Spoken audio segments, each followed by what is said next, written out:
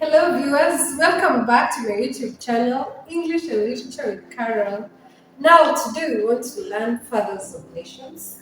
This is a compulsory set novel for the Kcse 2024. The Form 3s are already doing it. I know you enjoy it. I know you love it. I know you have been encountering different characters. Now, I need you to learn today. Put all your concentration here and all the effort that you can gather. Learn to enjoy literature by the way, because that is the best way you could learn literature, the best scenario.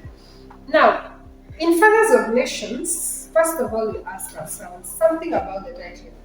Fathers of Nations. Who are fathers of nations? In Kenya, we have a father of nation, that is our president.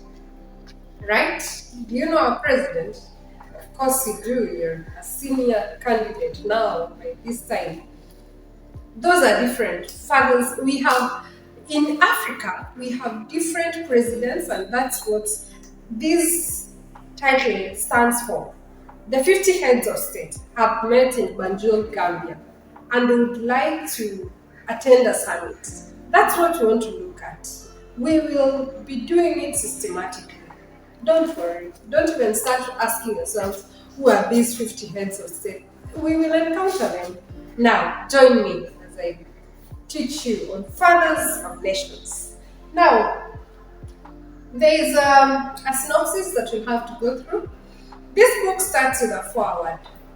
A foreword prepares the reader. It's not the actual story, but it prepares the reader on what they will encounter in the book. Maybe a brief comment, just as it says, forward, meaning that it's not part of the story, but it will give you an idea of what this story is all about. It also gives us an essence of the narrator, what is really happening here.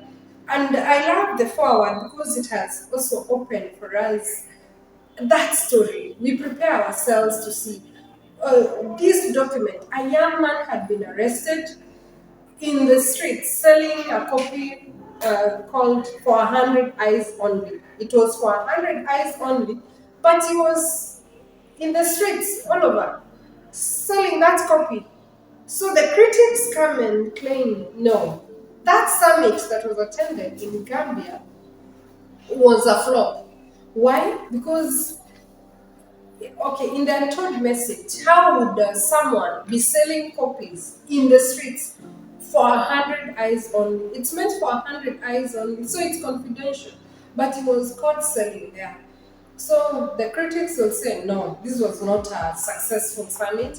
Others will say, the Gambians will say, that was the most successful summit they ever attended because they had never ever seen any other summit to compare with. But you'll come to realize it's a touch of sarcasm because there's a lot of inconveniences when these 50 heads of state are planning to attend that summit. What really happens to the Gambian on the ground? And the narrator tells us what really happened at the summit. Now, we go to chapter 1. We are introduced to four strangers that check in. Those are Professor Kimani Karanja, Ngobile Melusi, Chineke Chiamaka, and the last but not least is Saif Tahir. They checked in at the Seamount Hotel. Before I continue, there's something that you need to do as a student when you're learning literature. It's good that you pay attention to the setting, characters in a very special manner, and definitely the story. Mostly I'm here for the story. Now, these strangers do not know each other. There's something interesting about fathers of nations. These four strangers at the Seamount Hotel. One, the first person to check in, pay attention to the vivid description. Those descriptions of that character, Professor Kimani Karanja from Kenya. All the way from Kenya has gone to Banjul, Gambia. He's about 60 years old, a professor at the University of Nairobi. He has been wronged. That's why he's there. He had been saying, my passion is to become a teacher, but now he's seeing attending a summit. A summit is political, he's not there for lectures. Another person that attends the summit is Comrade. He doesn't even have a career from Zimbabwe, Ngobile Lelusi, 70 years old. And also the other person that checks in the summit is Chineke Chiamaka, a pastor. What do you know of Nigerians? Full of pastors. So religion is mentioned there. And the last person, about 40 years old, is Engineer Saif Tahir. These characters, if you have paid attention, one is from Kenya. Professor Kimani Karanja is from Kenya.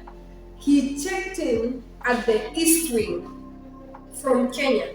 Where is Kenya? Kenya is in East Africa, right? Ngobile Melusi checked in at the South Wing and he is from Zimbabwe. Does that tell you something about symbolism? The other character is Pastor Chineke Chiamaka. Church inside Africa. I know you love Chineke Chiamaka because he has a lot of drama in his life. A typical Nigerian at the West Wing from Nigeria. Where is Nigeria? West Africa.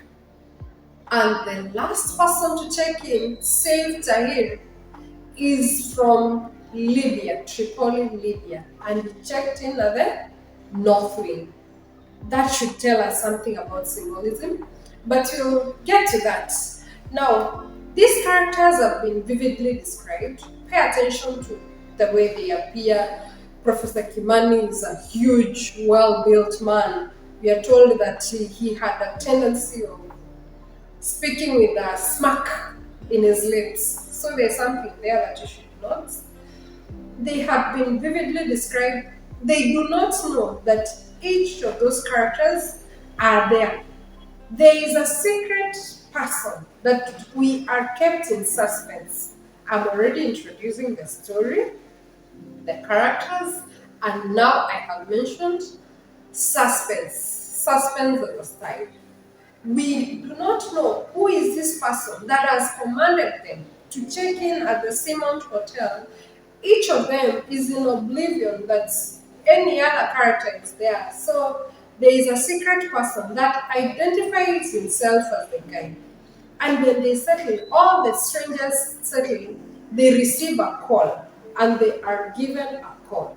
That is, they are supposed to have that call to access a briefcase. Remember, they are attending the summit because this summit, there has an agenda that has not been known by the fathers of nations. The fathers of nations are in Nigeria, on the opposite street to attend the summit at the Pinnacle Hotel. But for them, they don't know that there is another group at the Simont Hotel who are attending the same summit in this time in disguise of observer status. As you will read, you will discover their observer status, yet they have come there being sent by Agda. Do you know what Agda means? Comment there below. And by the way, keep subscribing as I continue teaching you. Now, Agda has sent them. There's a briefcase I told you about. That briefcase has documents that they are supposed to read. One of the documents that I need you to pay attention to is the document about Way Omega. Remember, the fathers of nations have gone to discuss Way Omega. So these four strangers, each of them will receive a document, Way Omega. There is another peculiar document that the other presidents, the fathers of nations, are not aware that will be coming to overtake Way Omega, that is called Path Alpha. Is that not symbolic? Is that not something that you should pay attention to? Now, keep listening, because as we continue, you will notice immediately these strangers have already settled. there is an introduction of another character known as, many guesses, Dr. Afolabi. Dr. Afolabi, we given his history and we encounter him when he's still at the Seamount Hotel, and there is a Fiona Mackenzie. Miss Fiona Mackenzie has approached Dr. Folabi and she would like to have an interview with him. Why does she want an interview with Dr. Folabi? Because he has been invited as an advisor and he has already written a book known as Failure of Nations. I know you have been following. So let's continue working this out as I prepare for you chapter 2. Thank you for watching. Bye.